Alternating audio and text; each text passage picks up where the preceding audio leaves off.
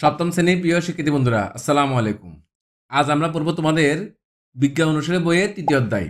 এই অধ্যায়ে যে যে কাজগুলো তোমাদের করতে হবে এবং যে শখগুলো তোমাদের পূরণ করতে হবে তা কিভাবে করবে তা বুঝে দেওয়ার চেষ্টা করব। আশা করছি যদি সম্পূর্ণ ভিডিওটা দেখো তাহলে এই অধ্যায়ের সবগুলো কাজ কিভাবে করতে হবে তা বুঝতে পারবে। চলো ক্লাসটা শুরু করি। এবং তোমাদের কাছে যদি আমাদের ক্লাসগুলো ভালো লাগে তাহলে অবশ্যই তোমরা আমাদের চ্যানেলটি লাইক এবং সাবস্ক্রাইব করতে ভুলবে না। আমাদের তৃতীয় অধ্যায়ের নাম কোষ পরিভ্রমণ। আমি অধ্যায় ইন্ডে পড়লাম না, শুধুমাত্র যে কাজগুলো তোমাদের করতে সমস্যা হবে আমি সে কাজগুলো তোমাদের কীভাবে করতে হবে তা বুঝতে চেষ্টা করব। তোমরা কাজগুলো করার আগে তোমরা মূল বইয়ের সম্পূর্ণ ইন্ডে ভালোভাবে পড়ে নিবা। তোমাদের মেইন বইয়ের 35 পৃষ্ঠার মধ্যে প্রথম সেকশনে একটা কাজ দেওয়া আছে, একটা ছক আছে, একটা ছোট একটা ছক আছে। ছকটা পূরণ করতে গেলে দেখবা একটা লেখা আছে, এখানে একটা প্রশ্ন আছে, তুমি কোন অঙ্গাণু নিয়ে কাজ করবে তা দলের সিদ্ধান্ত নেওয়া শেষ হলে নিজ ছকে লিখে ফেলো। এরকম একটা ছক আছে, এখানে তোমার নাম এবং অঙ্গাণু। ছক এক, এটা এটা তোমাকে কি লিখতে হবে, এখানে কোন দল নিয়ে কাজ করবা, কোন দলে থাকবা এবং দলের নাম এবং তুমি কি নিয়ে কাজ করবা এটা লিখতে হবে তোমাকে। যদি তুমি বইয়ে লেখো তাহলে শুধু নামটা লিখে নিবা, আর যদি খাতা লেখো তাহলে লিখতে পারো আমি ফরিং দলের সদস্য, আমি যে অঙ্গাণু নিয়ে কাজ করব তা দলের সিদ্ধান্ত মোতাবেক নিজের ছকে লিখলাম। এখানে একটা তোমার দলের নাম লিখবে, তুমি তোমার স্কুলে যে দল আছে তোমার দলের নাম লিখবা, এরপরে নামের মধ্যে তোমার নাম লিখবা। আমি আবু সাইম দিলাম, তুমি তোমার নাম লিখবা, এরপর তুমি কি নিয়ে কাজ করবা, নিউক্লিয়াস নিয়ে কাজ করবা, এটা লিখবা। এই কাজটা আমাদের কত পৃষ্ঠায়, মূল বইয়ের 25 পৃষ্ঠায় আছে, বুঝতে পারছি তাহলে। এরপরে তোমাদের 36 পৃষ্ঠার মধ্যে আরেকটা কাজ আছে, বাড়ির কাজ। কোষের অঙ্গাণুগুলো গঠন ও কাজ সম্পর্কে অনুসন্ধানী পাঠের লেখা পড়ে ধারণা স্পষ্ট করে নাও। কোনো প্রশ্ন অথবা বুঝতে সমস্যা থাকলে তা খাতায় নোট করে রাখো, পরের সেশনে শিক্ষককে প্রশ্ন করে জেনে নাও। একই সঙ্গে কোষের মডেল তৈরি দলের নির্ধারিত কাজটি এগিয়ে নাও বাড়িতেই। তোমার একটা মডেল দিচ্ছে, এখানে মডেল তৈরিতে একটা কি কাজটা করতে বলছে এখানে বাড়ির কাজ হিসেবে। তোমরা এভাবে লিখতে পারো, দেখছো? তাহলে তোমাদের এখানে এভাবে লিখতে পারো। তোমরা দেখে এখান থেকে দেখে কি করবা, পেন্সিল দিয়ে বইয়ের মধ্যে লিখে নিতে পারো। বইয়ের মধ্যে চিত্রটা আছে। এই কাজটা আমাদের কত পৃষ্ঠায়, 36 পৃষ্ঠায় আছে আমাদের। একটা উদ্ভিদ কোষ আছে, এখানে একটা প্রাণী কোষ আছে। এরপরে কাজটা আছে তোমাদের মূল বইয়ের 38 পৃষ্ঠায়। কোন কোন উপাদান উদ্ভিদ ও প্রাণী দুই ধরনের কোষে থাকে, এদের কাজ কি? একটা ছক দেওয়া আছে, ছকের মধ্যে লিখতে হবে তোমাকে কোন কোন উপাদান উদ্ভিদ ও প্রাণী দুই ধরনের কোষে থাকে, এদের কাজ কি।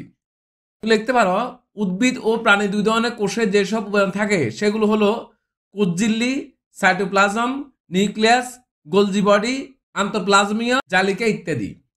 নিচে এদের কাজ দেওয়া হলো। এখানে তুমি কাজগুলো লিখবা। কোষঝিল্লি, কোষঝিল্লির কাজ কি? কোষঝিল্লি কোষকে নিরাপদ রাখে। সাইটোপ্লাজম, সাইটোপ্লাজম বিভিন্ন ধরনের জৈব রাসায়নিক প্রক্রিয়া কাজ সম্পন্ন করে। নিউক্লিয়াস, নিউক্লিয়াস কোষের সব ধরনের কার্যকলাপে নিয়ন্ত্রণ করে। গোলজি বডি লাইসোসোম তৈরি করে, অপ্রোটিন জাতীয় সংশ্লেষণ, কোষস্থ পানি বের করা ইত্যাদি কাজ করে থাকে। আন্তঃপ্লাজমীয় জালিকা, এরা প্রোটোপ্লাজমের কাঠামো হিসেবে কাজ করে। তুমি এখানে দেখে তোমার মূল বই কি হতে পারো, এই কোষগুলোর কি কি কাজ আছে কাজগুলো তোমার কি লিখে নিতে পারো। এখানে তোমার মূল বই আছে, এটা কত পৃষ্ঠায়, 38 পৃষ্ঠায় আছে। তোমরা এখানে দেখে লিখে নিতে পারবা।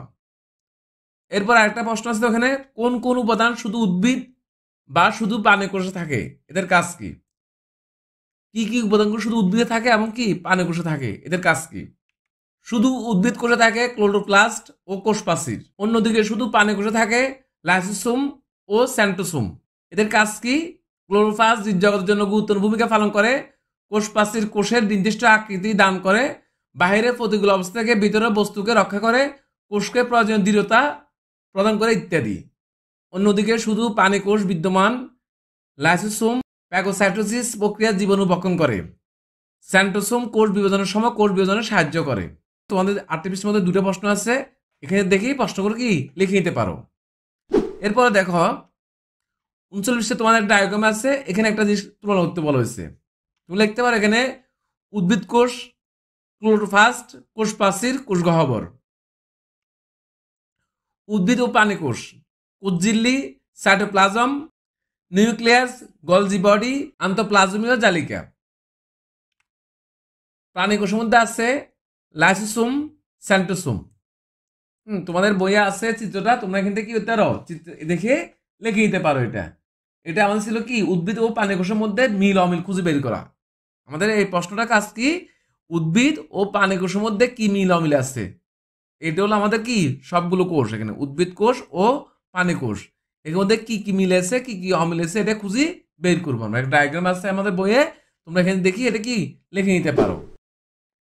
এরপরে তোমাদের 40 পৃষ্ঠে দেখো, ফিরে দেখা, দলের সবার সাথে কাজগুলো করতে তোমাদের কেমন লেগেছে, নতুন কি শিখলে এই শিক্ষণ অভিজ্ঞতার মধ্যে দিয়ে। হ্যাঁ, এখানে একটা শখ দেওয়া আছে 40 পৃষ্ঠের মধ্যে তোমাদের, এখানে তোমার লিখতে হবে যে তুমি কাজগুলো করতে কেমন লেগেছে তোমার, না নতুন কি শিখলে এই শিক্ষণ অভিজ্ঞতা থেকে। লিখতে পারো, দলের সবার সাথে কাজগুলো করতে পেরে আমার খুব ভালো লেগেছে। এই শিক্ষণ অভিজ্ঞতার মধ্যে থেকে জানতে পারলাম উদ্ভিদ ও প্রাণী কোষের প্রধান অঙ্গাণুগুলো গঠন, কাজ, কোষ বিভাজন, সংখ্যা বৃদ্ধি, অস্বাভাবিক কোষ বিভাজন পরিণতি। এই শিক্ষণ অভিজ্ঞতার মাধ্যমে নতুন যা শিখলাম তা হলো উদ্ভিদ ও প্রাণী কোষের মধ্যে কিছু পার্থক্য আছে। এবার আরেকটা প্রশ্ন আছে তোমাদের, কোষের কোন বিষয়টি তোমার সবচেয়ে চমকপ্রদ লেগেছে। কোষ পরিভ্রমণ শিক্ষণ অভিজ্ঞতামূলক কাজটির মাধ্যমে আমি বুঝতে পেরেছি জীবদেহের জন্য কোষের গুরুত্ব অপরিসীম। জীবদেহের যাবতীয় কাজের আধার হলো কোষ, তথাপি কোষের সবচেয়ে চমকপ্রদ বিষয়টি হলো ক্লোরোপ্লাস্টের পজিটিভ কাজ। এটা ছিল তোমাদের কি মূল বইয়ে 40 ছকটা আছে, ছকটার উত্তর। আশা করি তোমরা বুঝতে পেরেছ। আমি চেষ্টা করছি শুধুমাত্র তোমাদের যে যে কাজগুলো করতে হবে খুব সংক্ষেপে ওই কাজগুলো দেখে দেওয়ার জন্য।